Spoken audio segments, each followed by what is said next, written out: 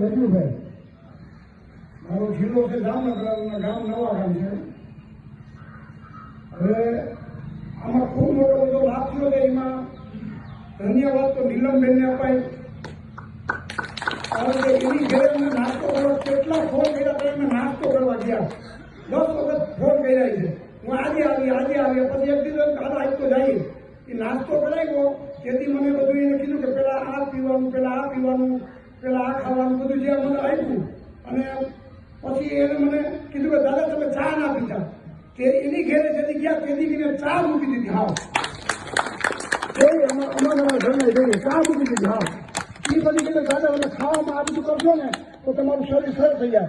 એ પછી ખાવા પીવામાં એટલી બધી આપણે કાળજી રાખી કે કોઈ પણ શરીરને ના ગમે એવું ખાઈ હતી. જે આ ગુરુજીએ કીધું એ જ અમે વસ્તુ ખાઈશું અત્યારે હાલમાં.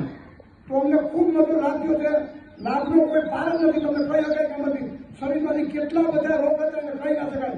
એક તો મને એસિડિટી એટલી બધી હતી 10 વર્ષ થયા. ગમે એ ખાવ એસિડિટી થાય, પાણી પીવું એસિડિટી થાય, આખો દી ઓટ કરવા લાગે. આ 3 મહિના થયા મેં એક પણ ટીકડી પીધી નથી.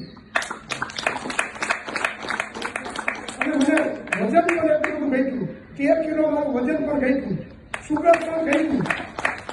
300 સુગર કાયમ 360 થી રહેતું. એને બદલે અત્યારે 109 થી 120 21 સુધી આવ્યું. 3 વખત કરાવ્યું. પોતાનો અનુભવ મને મારે આપણે મોટપ માટે કે માન માટે કે સંસ્થા વધી એના માટે નથી હતું. પણ મારા જીવનમાં જે સત્ય થયું છે એ તમને હું જાણ કરું છું. બાકી તો ખૂબ લાભ છે. જો આપણે આમાં આવી જાય ને આમાંથી મૂકી દેવું તો ખોટનો પાર નથી. અને આમાં આવશું તો લાભનો કોઈ પાર નથી. આ સમજવા જેવી વાત છે. આ તમે મુક્તિ મેદાન ભાગી જાઓ તો તમને ખોટ છે. અને જેટલા તમે આવશો એટલો જ તમને લાભ છે. અને આ નિયમ પ્રમાણે રહેવો તો કોઈ માપ જ નથી સુખનો. હોય સુખ આ જ સુખ છે. દેહ કરીને નિર્વાહ એ જ સુખ છે. તો આપણે ભગવાનને સંતોને ચરણે બધા પ્રાર્થના કરીએ કે અમારું જીવન આ ભક્તિમય બને, યોગમય બને અને સંત સુરત ભાવની એકતા વધે એવી ભગવાનને ચરણે પ્રાર્થના, ગુરુને ચરણે પ્રાર્થના. જય સ્વામિનારાયણ.